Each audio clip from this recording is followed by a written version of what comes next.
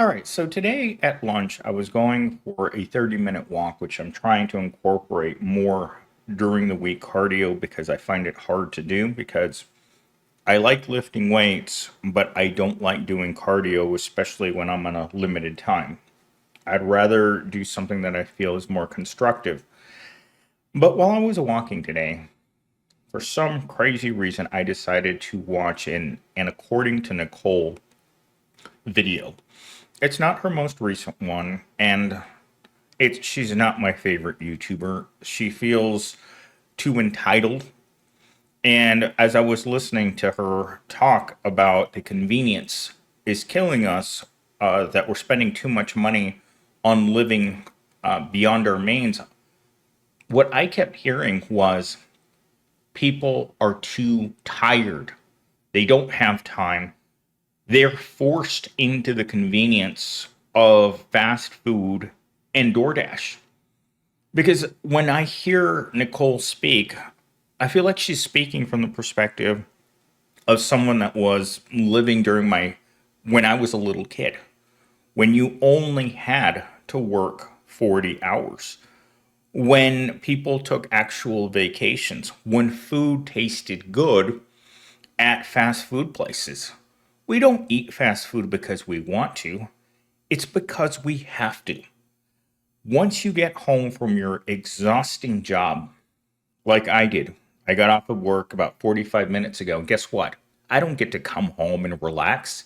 I get to come home and start creating content for days in which I might get home and be so burnt out that I can't do anything. And there are a lot of days like that. Today was what I would call a ball buster at work. It was millennial steam. We need you to do everything right now at once with as little information as humanly possible. While at the same time trying to explain to Gen Z that it's, I try not to overwhelm him as much as I can. And this is what I've done with all my minimum wage workers is that I know that they got hired on at a very low wage. I understand that their skill set is limited. I understand that a lot of them would rather shut down than take it upon themselves to learn outside of work. And we had that conversation today that a lot of corporations expect you to upskill yourself on your own time. And it's not optional. My company requires like 25 hours of training per certain amount of time. And you have to find some way of doing that training. And it's sometimes it's just not going to be convenient. I usually wait till the last day that it's due because HR is bothering my boss about it, and I have to. But the true take of Nicole's video today for me was the part on loneliness. Not only have we become slaves to technology and DoorDash, but she mentioned something that hit me particularly hard between the legs, and that's the third space. For me, like many of you who watch this channel, we've acknowledged that that third space has completely vanished. We don't go places to socialize anymore. We shop on Amazon to make ourselves feel good after work, or you're like me. And this is something that the recruiting people at the university desperately tried to get students out of. This is the formula that they found that caused students to fail at university at a much higher rate than any other cause. And that was the parking lot, school parking lot. And this is what we've become in our work society. It's home, work, home. There's no third space. We don't go anywhere anymore to meet people. We don't go to the mall on weekends anymore because we're too busy working our second or third job. My weekends, it's Monday and I'm already burnt out. Why? Because I spent all weekend making future content for the channel. I have to give a reason for people to subscribe to the channel. And the only thing I can do is offer early content to members. That's other than showing my feet or shaking my rear like an OnlyFans model, there's nothing else I can do to get subscribership up because my channel has steadily declined. I used to be able to get 1,000 subscribers in about a month. Now it's taking me 4 months to get 1,000 subscribers. And that's just really unfortunate because the channel was growing at a pretty good clip and then slowly it went downhill. And if my content sounds repetitive, turn on CNN, turn on MSNBC, turn on any mainstream media outlet, and look at what you see every day. Clowns in government, fools making decisions that are making the rest of our lives miserable as can possibly be. Inflation is out of control. There are no good jobs, but somehow the media has to gaslight us into believing that we are wrong, that everything is fine out there, and that everyone is thriving in a society where it costs more to be alive than the money that you can make from working one full time job. And with that said, let's get into today's monologue. We used to recognize poverty by worn out clothes, empty cupboards. Now it's hidden behind iPhones, takeout containers, afterpay receipts. People are broke, but their lifestyle says otherwise because we've normalized luxuries as needs and convenienced ourselves that convenience is survival. Or, excuse me, convinced ourselves that convenience is survival. But what we're really doing is selling hours of our life to afford cold DoorDash fries and the illusion of comfort. This isn't freedom.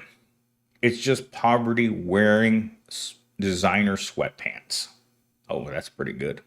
I do like sweatpants. Uh, Although I will say that yoga pants are probably the greatest invention ever. But sweatpants are a close second.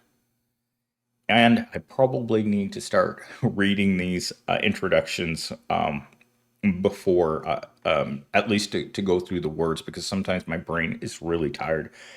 Like yesterday, I made like 7 videos and I was exhausted at the end of the day.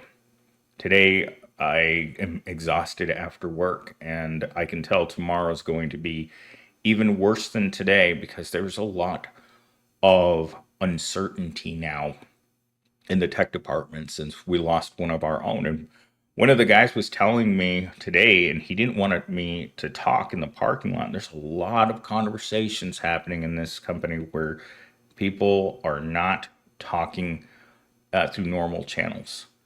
And the reason for that is everyone is scared. And this guy told me that when he went to help his mother is in hospice care. And the last time that he went to go see her, they called and they fired him on a Sunday at 8 o'clock in the morning. They just left him a message. Sorry, you didn't return to work in time. You've been terminated. And I love that word, right? Termination. Sounds great. And because they couldn't find anyone else, they weren't getting anyone who was even interested in working for that wage, that 2 days after HR fired him, someone reached out and asked him if he was interested in reapplying for his job. I had no idea that that had happened to him. I knew that he had said that they were really aggressively coming after him to return to work, but I had no idea that a termination had happened. I didn't see any paperwork for it. I didn't see any deactivations or anything like that. The normal ways in which I find out that someone doesn't work here anymore, that never happened. But he told me that that's the way it went down for him. And that kind of scared me because how do you lose a person on such a small team? And on top of that, I had someone who walked into my office today and tell me that the entire tech department is unreachable. And they outsourced passwords, tier one support out to a call center in India. And when that person told me that he couldn't reach anyone on that 800 number, guess what I did? I called the 800 number and I got a person right away. And that's very common to do when you don't want to talk to someone on the phone. Because you're like, oh, I can't find anyone. I need someone to help me right now. And you're like, This isn't the place for that.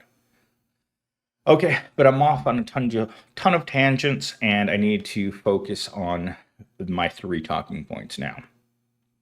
Convenience has replaced community. People used to lean on neighbors, walk to the store, or cook together. Now we DoorDash everything and never speak to anyone. Outsourcing daily tasks has isolated us while draining our wallets. The more we upgrade our lifestyle, the more discounted and dependent we become. In her video, she talked about this. And this hit me very, very hard emotionally because it was so true of me.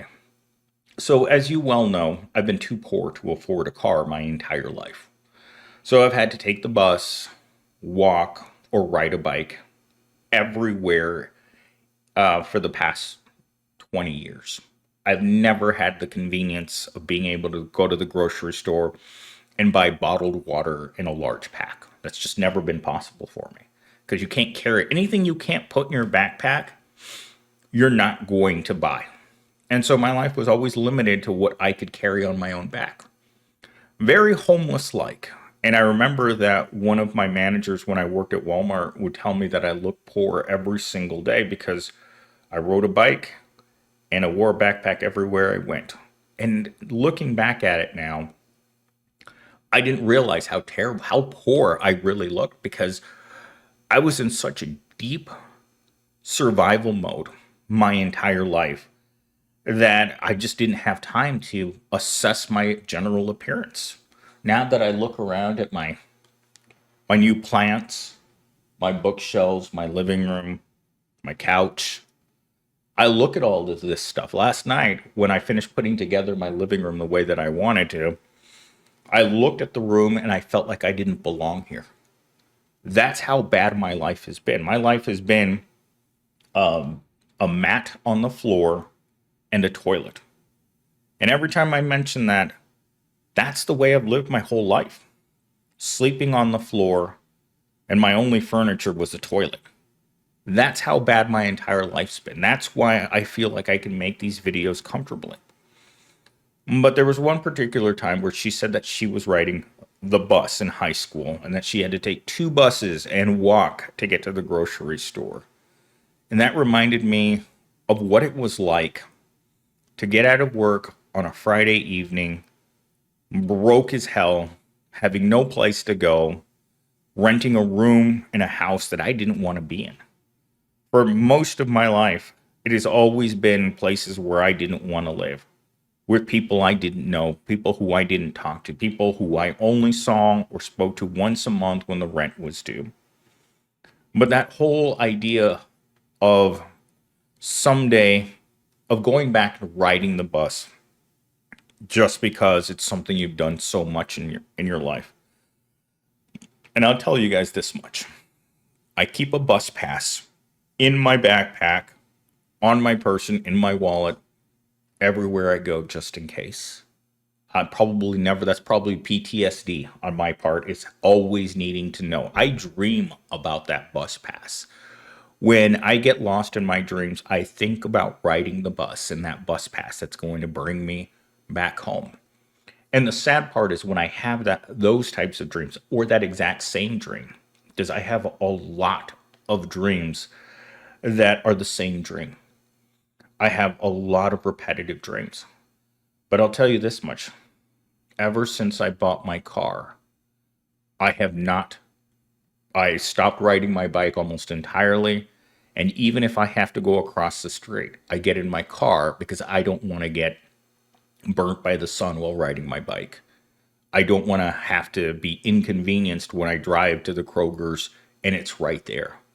Or I have to go to Walmart, which I did for years, riding my bike to Walmart, which would take me about 20 minutes from my house one way, and only buying what I could carry on my back. But ever since I got that car, and remember, I hadn't driven a car since I was a teenager. The last time I drove a car, it belonged to my parents. I've never had that luxury.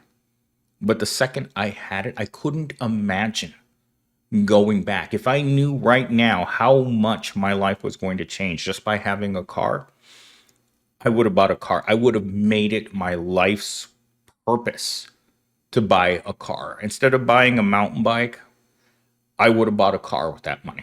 It wouldn't have been the best car, probably would have been a Promobile that would have been up on blocks. But I could have bought a car, but I didn't want to drive that car. I didn't want to drive a $5,000 jalopy and look poor. Paint scraped off of it, 4 donuts, a cracked windshield, sounds like it's about to blow up. I didn't want to drive that car. I didn't want to look that poor at the red light. But I digress yet again. I mean, watching this video was really traumatic for me. Talking point number 2. Lifestyle creep is keeping the working class trapped. Once you normalize luxuries like food delivery, ride shares, or subscription boxes, they don't feel like extras. They feel like needs. And when your needs are overpriced conveniences, your paycheck is never enough. You're not living beyond your means. Your means were redefined without your permission. The first time that I started treating myself to an Uber, I was working at the Insight call center. I was making maybe $1 or $2 over minimum wage, but on payday, nearly every single payday, I took an Uber to work, and I think it cost me like $15. But to me, not to have to pedal it, and it was, there's a slight grade. Going to work in the morning at 6 o'clock in the morning, especially during the winter time when it was freezing cold, that was work just to get to work. And I started taking Ubers. First time in my life in which I prioritized convenience over everything else. I wanted not to have to suffer to get to work. And I know what it's like to suffer to get to work because I've done it my whole life. Walking, riding a bike, or taking bus rides that could take up to 2.5 hours every morning and every evening. Can you imagine getting up at 5 o'clock in the morning to try to get to work by 8 a.m. and not be late? Because ordinary people don't know how hard it is to have to take a city bus and put at least half an hour to an hour between your start time and getting to where you need to be on a city buses. City buses are one of the most unreliable ways of moving yourself across a city. So much so that employers actively try to find out whether or not you have a car in your first job interview. They don't want to get into a relationship with a person that's so poor that they don't have a car. Another reason you don't want to get into a relationship with a poor person is, what is their home life going to be like? Is this a person who's skipping meals, who's on the verge of becoming homeless, who is a emotionally distraught person? Because I'll tell you this much. One of the first things that happened to me when I started working at Insight was I became homeless. The time between leaving my retail job and starting at that call center was too large of a gap to not have money and to also look for another place to live. And so when those two things came together, crashing together, naturally I became homeless. And so I was going to work and then finding somewhere to sleep. And again, it became one of those things where a couple of times a week, I had to find a cheap motel in to clean myself up in order to continue to pretend that I wasn't. And that's really one of the first times where I had that ability, where I was the working poor, where I had enough money so that I could keep myself clean enough in order to keep an office job. But the reality was that my home life was a disaster. And I learned very quickly to never tell your employer that the reason that you're late or the reason you couldn't come to work today was transportation. Because that's just giving them the ammunition that they need to get rid of you. Because that's what they really want. They want the ability to find reasons in order to get rid of anyone, just like they did my coworker. He pushed it because his personal skills with dealing with customers was sometimes not the best. And the reason for that is that technology people and ordinary people are rarely the same kind of people.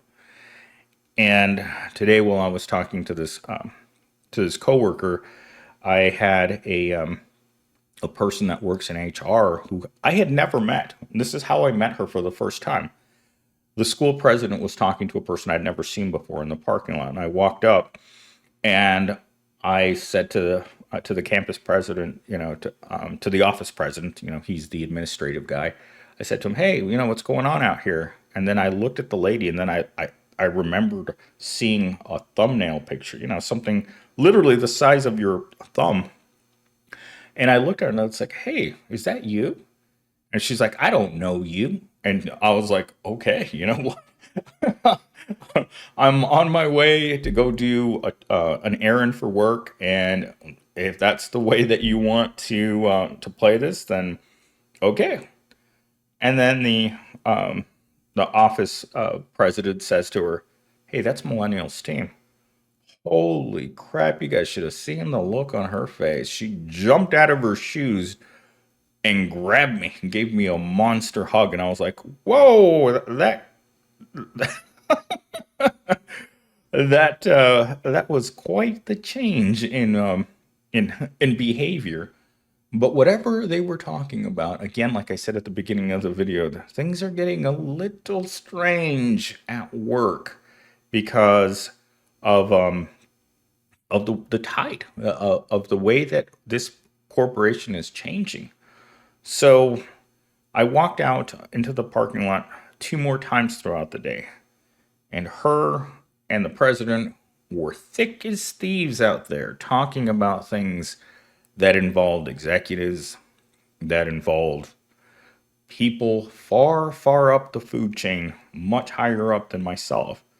And the reason for that is because she was instrumental in getting rid of some of the most long term employees this company's had.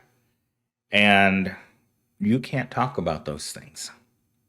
Just like with salaries and a lot of taboo subjects in corporations, they don't want their workers talking about that stuff. They don't want the workers sharing information with one another because that's not what you do.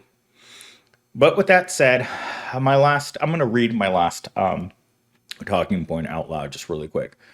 Poverty doesn't always wear rags now. Sometimes it's in sweatpants, holding an iced latte, scrolling through Amazon with $42 in the bank.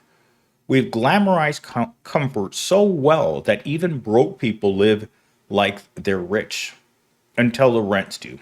Modern poverty is hidden uh, beneath credit, like Afterpay and an $18 avocado toast. That's a little convoluted, but we'll take it. And that's true. I mean, it used to be you could point at a person that was broke by looking at their clothes. Now everyone looks relatively, even the lowest of the low proletariat can still go to Goodwill and buy someone's new clothes from Goodwill. Although the prices at Goodwill have gotten absolutely ridiculous in the last 5 years. And I suppose as the tariffs make clothing and everything else more expensive, is that the secondhand stores are going to become insanely more popular as it's going to be very difficult to find a bargain a bargain pair of shoes or a new pair of pants. But with that said, I am 5 minutes way past this my normal video length, and the reason for that is, it's a Monday afternoon, and I really had a lot going on today at work that I wanted to kind of document. Right? Remember, everything I say on this channel is based on a true story. Just places and people have been changed in order to protect the guilty.